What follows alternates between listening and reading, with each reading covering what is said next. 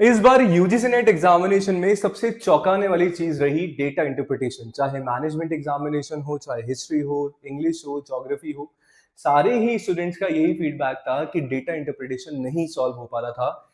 Management के एक student को तो जो है 17 से 18 मिनट लग गए, स्टिल वो जो है डेटा इंटरप्रिटेशन को नहीं सॉल्व कर पाया। अब डेटा इंटरप्रिटेशन सच में ऐसा था या स्टूडेंट्स को ही प्रॉब्लम फेस करने को मिली? यहाँ पे दो बातें कहीं ना कहीं जो है आज के इस पर्टिकुलर वीडियो में हम लोग करने वाले हैं। और यूजीसी ने दिसंबर 2026 के लिए क्या हमें ध्यान में रखना है, क्योंकि देखो यूजुअली हम लोग बात करते हैं प्रॉब्लम्स की। अब प्रॉब्लम्स हमारी होगी, बट शायद मुझे लगता है कि इस पॉइंट ऑफ टाइम पे अभी हमें बात करनी है सोल्यूशन की, कि इस प्रॉब्लम से ओवरकम हमें किस तरीके से होना है, और दिसंबर 2026 जो नेक्स्ट अटेम्प्ट हमारे सामने है उसमें हमें क्या क्या बातें ध्यान में रखनी है।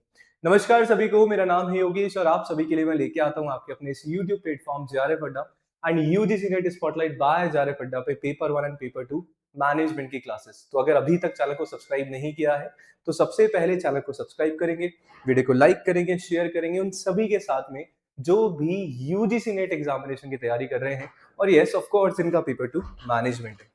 देखो प्रॉब्लम यहाँ पे क्या है ना, यहाँ पे दो बातें निकल के आती हैं। क्या बातें निकल के आती हैं?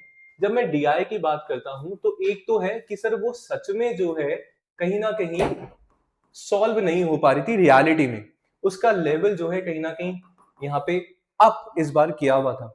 दूसरी यहाँ पे बात निकल के आती है कि सर वो किसी पर्टिकुलर किन्हीं पर्टिकुलर स्टूडेंट्स को ही टिपिकल लगी।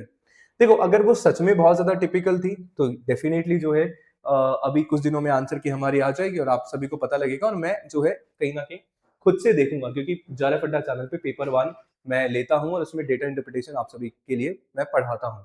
ठीक है, पर मैंने ना मैनेजमेंट एस्पिरेंट से बात करी। एक स्टूडेंट ने मेरे को कंप्लीट जो है डीआई लिख के मेरे को शेयर किया।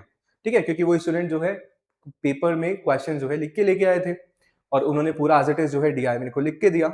मैंने वहां पे पाया कि डीआई सर देखो, अब मैं अगर टीचर पर्सपेक्टिव से बात करूं तो डीआई बहुत ही इजी था, पर एक स्टूडेंट पर्सपेक्टिव से अगर मैं बात करूं तो डीआई आपका डुएबल था। उसमें ऐसा चीज नहीं थी, हाँ थोड़ा सा लैंग्वेज जो है ट्रिकी थी, बट उसमें कुछ ऐसा नहीं था जो हमसे सॉल्व नहीं हो पाए।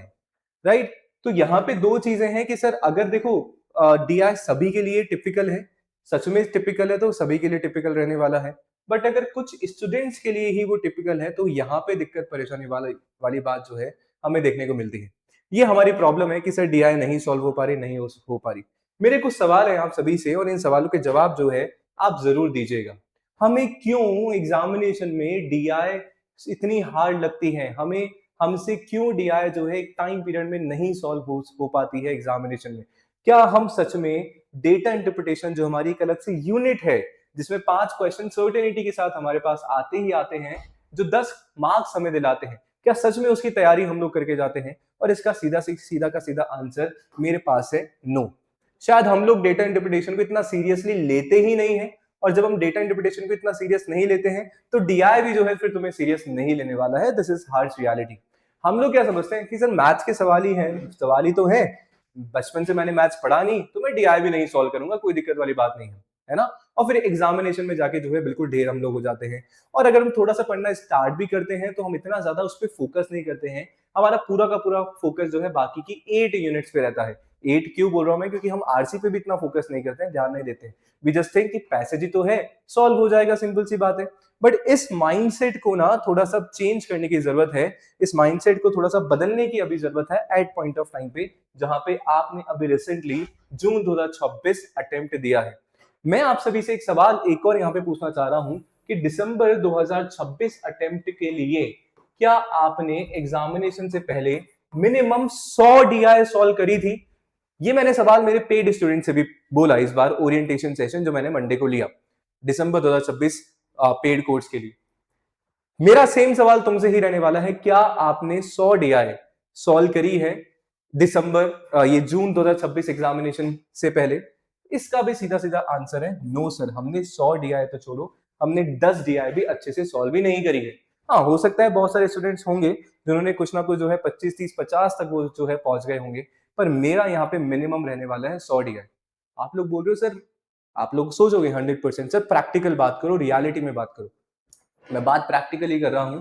आप लोग का एक और सवाल यहाँ पे आएगा कि सर 100 DI पॉसिबल है, क्यों पॉसिबल नहीं? हम यूजीसी नेट एग्जामिनेशन 6 महीने में एक बार होता है, ठीक है? 5 महीने 4 महीने हमारे पास प्रॉपर जो है प्रिपरेशन के होते हैं।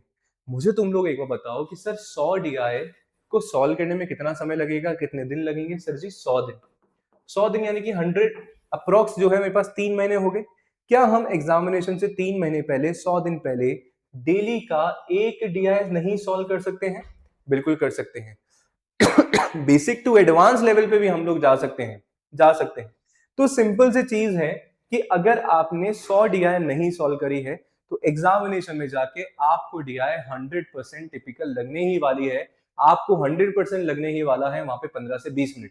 इसका कुछ नहीं करा जा सकता है। मैं उन स्टूडेंट्स की बात बता रहा हूं जिनका मैथ्स थोड़ा सा मॉडरेट है, जिनका मैथ्स अच्छा होता है तो ऑफ कोर्स उनको इतना नहीं प्रैक्टिस करनी होती है। बट अगर हमारा मैथ्स भी अच्छा नहीं है ना, नंबर से जो है हमें डर लगता है और स्टिल हम लोग जो है प्रिपरेशन नहीं कर रहे हैं DI की, तो एग्जामिनेशन में फिर आपको ये चीज देखने को ही मिलेगी। और अगर इस बार भी आप सभी ने यही सेम चीज रिपीट करी तो दिसंबर में अगेन जो है तुम्हारे साथ ये चीज रिपीट होने वाली है।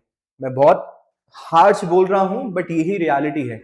मेरा काम जो है तुम्हें तुम्हारे आंखों के सामने जो है चश्मा पहनाना नहीं है, उस चश्मे को उतार के रखना है सो दैट हम रियलिटी को देखें और सही तरीके से यूजीसी नेट आगे आने वाला दिसंबर अटेम्प्ट की सही तरीके से तैयारी करें।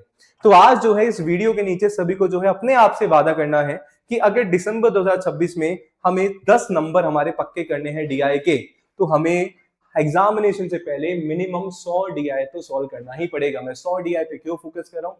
एक DI में 5 क्वेश्चन। जब आप जो है 100 DI सॉल्व कर लिए होते हो तो 500 मैथमेटिकल क्वेश्चन जो है तुम लोग सॉल्व कर लोगे। हर एक पैटर्न के तुम्हारे पास क्वेश्चन आ जाएंगे, हर एक तरीके की DI तुम्हारे पास आ जाएगी। तो फिर क्या होगा? एग्जामिनेशन में कुछ भी आ जाए, will be able to do that.